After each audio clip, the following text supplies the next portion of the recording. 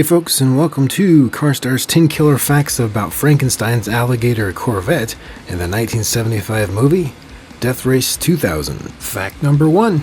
To portray Frankenstein's vehicle, there was only one Alligator C3 Corvette body-style themed custom car commissioned for the film at the time, with no other backup or stunt cars created. In fact, as per producer Roger Corman, there was only one of each 5 Death Race 2000 cars built due to the film's very low budget of only $300,000.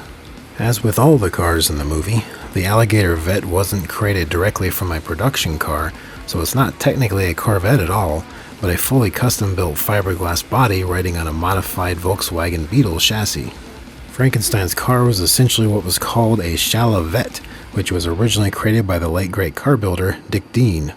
There were very few of these particular custom cars ever built. We're talking less than a dozen here. Converting the car from the already custom-made shala-vette to Frankenstein's Gator car involved a couple more big names in the custom car building business at the time. James Powers was the designer of this reptilian ride, and Dean Jeffries did the building. Fact number 2.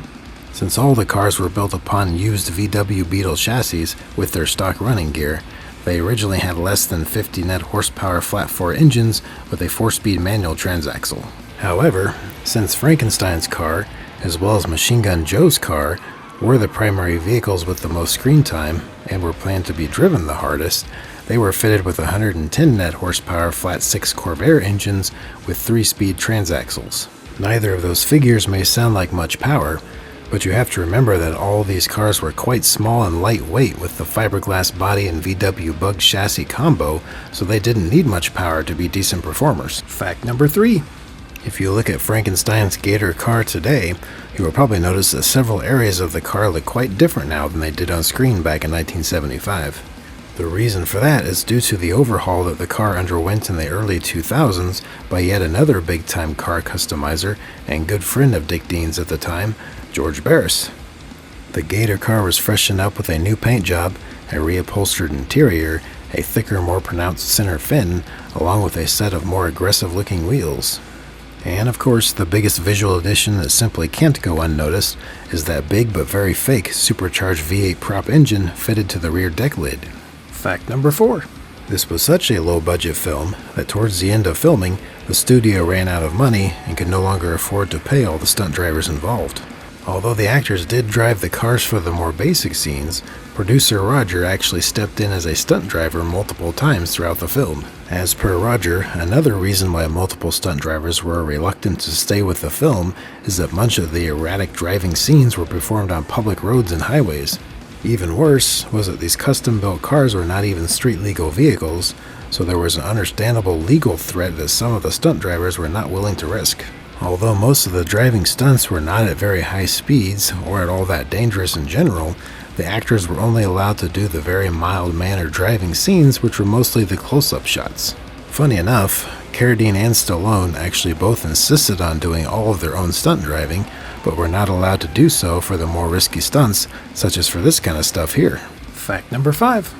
Although the Frankenstein Gator car was only used for this single film, there have been 5 additional Death Race movies since the original release, all of which feature the Frankenstein character and his unique car. However, most of these later movies strayed away from the cross-country race format and just stuck to closed-circuit racing instead to keep the action more centralized. The main difference regarding the vehicle's construction for these modern interpretation movies is that most of them started off as production cars as a base to build upon instead of using fully custom-built bodies. They were then modified for combat with added-on armor and weaponry, with the main focus set on the combat between the vehicles instead of splattering pedestrians. Interestingly enough, though, out of all the custom vehicles created for the 5 different modern movies, none of them resembled a Corvette in the slightest.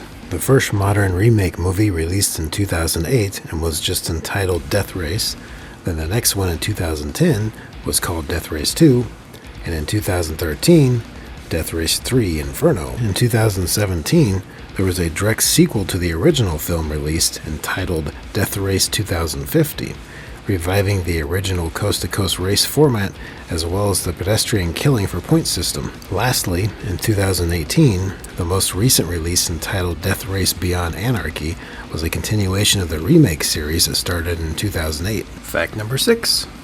Death Race 2000 inspired a very similar themed vehicle combat game series by the name of Carmageddon that has since become quite popular over the years. The first entry in the series released back in 1997, and it was the first car game to depict vehicular manslaughter in a fairly realistic manner within a three-dimensional world, and even more realistically depicted in the later entries of the series. And the main vehicle in the series, named the Eagle, is directly inspired by none other than Frankenstein's Gator Vette, right down to the functional long spike fin down the center. The Carmageddon series also brought forth an unprecedented level of car destruction physics that held the crown for best car crash physics in a video game that wasn't bested in mainstream games until well over a decade later. The latest entry in the series was released in 2016 and entitled Carmageddon Max Damage, which was the pinnacle of the series so far that brings game physics, graphics, and overall violence to a quite intense level that would probably make even Roger Corman queasy. Fact number 7. The screen-used Frankenstein's Gator car spent most of its post-movie star career sitting in museums after its restoration. The Gator car spent most of its museum life in the My Garage Museum, located in Effingham, Illinois, where it lived for well over a decade. I bet the Gator car felt a bit small and underpowered being surrounded by so many real Corvettes in this museum, you think? That was up until 2015, when the car was put up for auction at Mecum Indy, where it sold for well under its estimated value of $30,000, as the Hammer went down at only $13,200. Fact number 8. In 2022, the screen-used Gator car returned to another Mecum auction in Glendale, where it sold for a much more appropriate price of $25,300 this time. Frankenstein's Gator car is still with us today and is currently owned and on display by the Peterson Auto Museum in Los Angeles, California. Impressively, Frankenstein's ride is still looking as pristine as can be. It's great to see that it has been kept up so well over the years, considering it was restored well over 20 years ago now. Hopefully, this great museum will be able to keep the car in its same excellent condition and on display for all to enjoy for years to come, as they have done for so many other surviving movie cars there. Fact number 9. As for replicas of Frankenstein's Gator car, there are a handful of them out there, some of which were built by the same guys that built the original Gator car as well.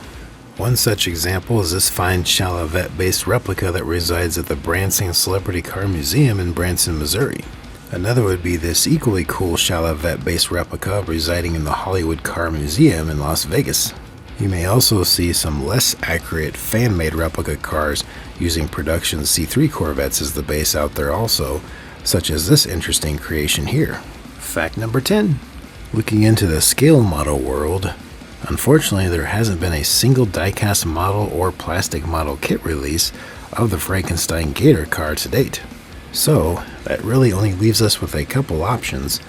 One would be to find a currently available C3 Corvette convertible model kit, which would be a model kit of any 1968 through 1982 Corvette convertible model to start with, and custom build one. If you want to go that route, this 1/25th scale 68 Corvette convertible custom kit model from AMT looks to be the cheapest option currently at around $25, as there just aren't many convertible C6 Corvette models available. Surprisingly, I actually haven't come across anyone online yet who has done this, so you may be the first if you have the desire and skill level to do so.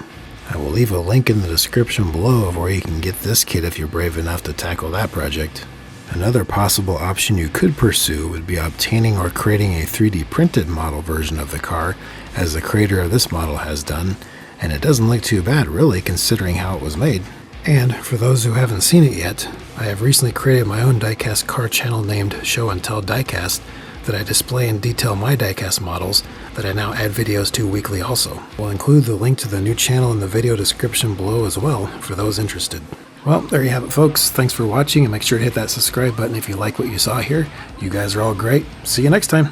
And also folks, have a very happy new year.